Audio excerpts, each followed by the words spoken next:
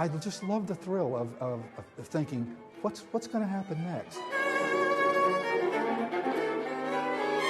Really evolved into a new style that all listeners can listen to. I love how it sort of represents today. It's just really nice to be playing relevant music.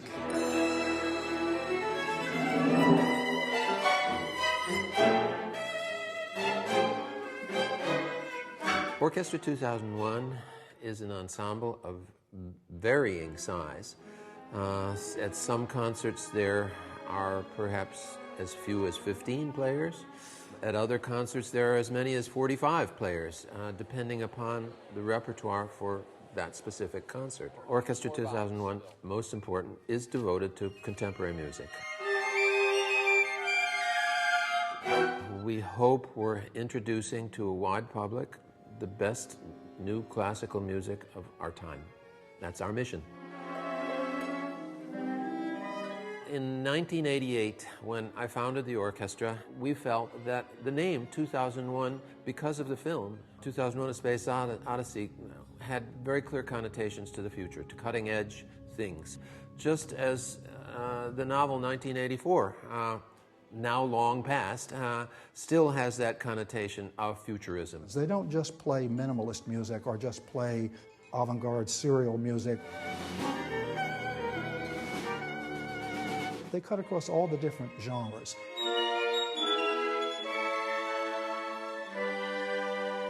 Is this kind of music accessible to wide masses? Yes! Yes, it is! If they'll only come and listen.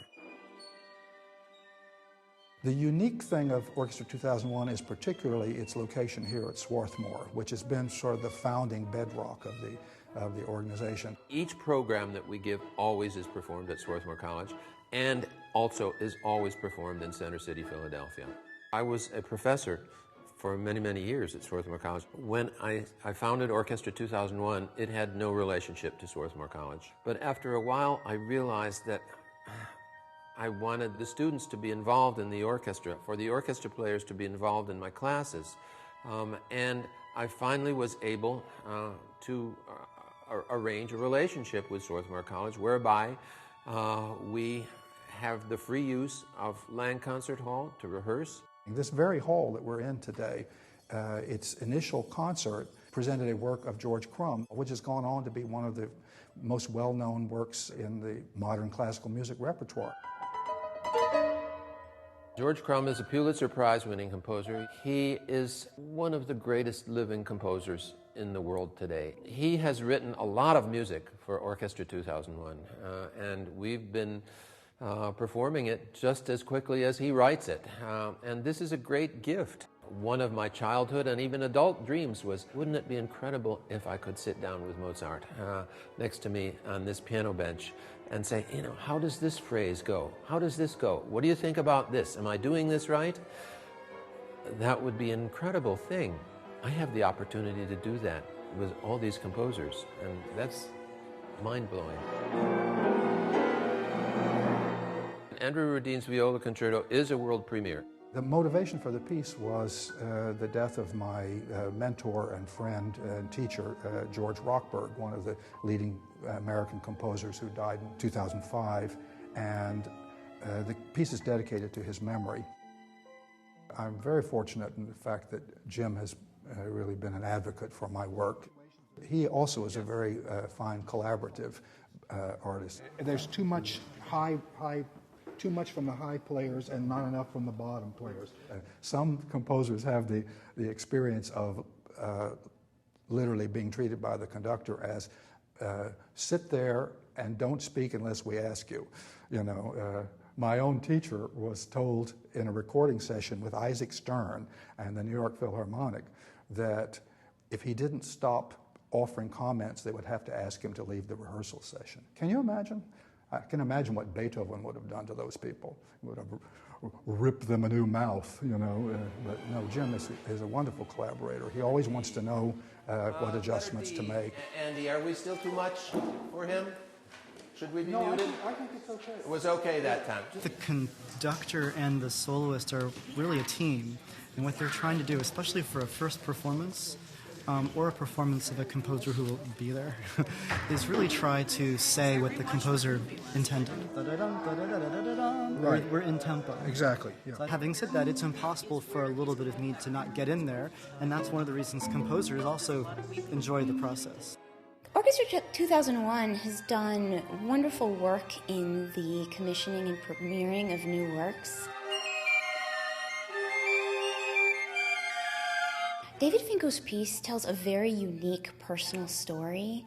I wanted to express some great qualities of Piccola: tenderness, poetics, expressivity, and drama and humor of this instrument.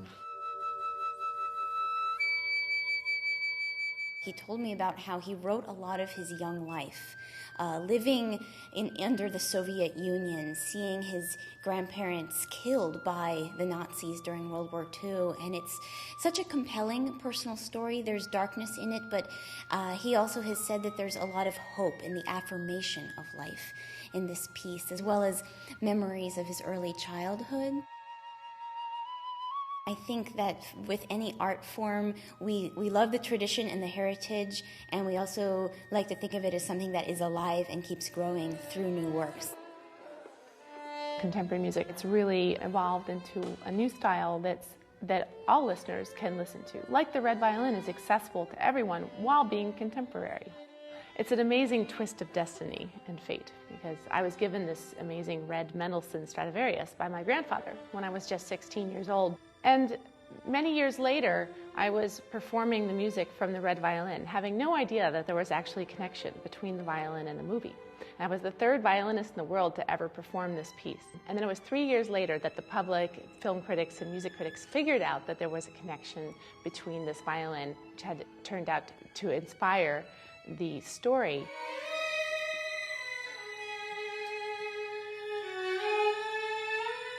I feel that the violin finds its voice through the music, and especially this piece.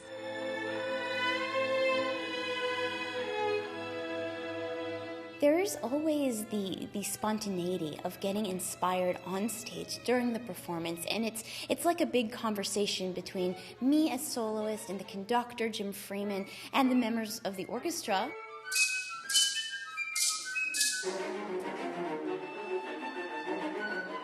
They're top professionals in Philadelphia. The conductor is right there with me. He can anticipate everything I do before I even do it. And so it's just very tight, and it makes me very free as a soloist to be able to go up there and be relaxed and get totally immersed into the music and not have to think about anything.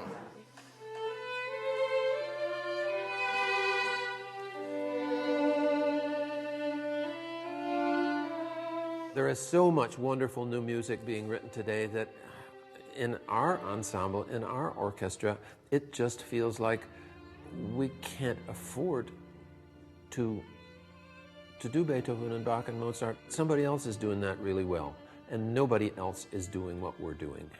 And that's what I think is important.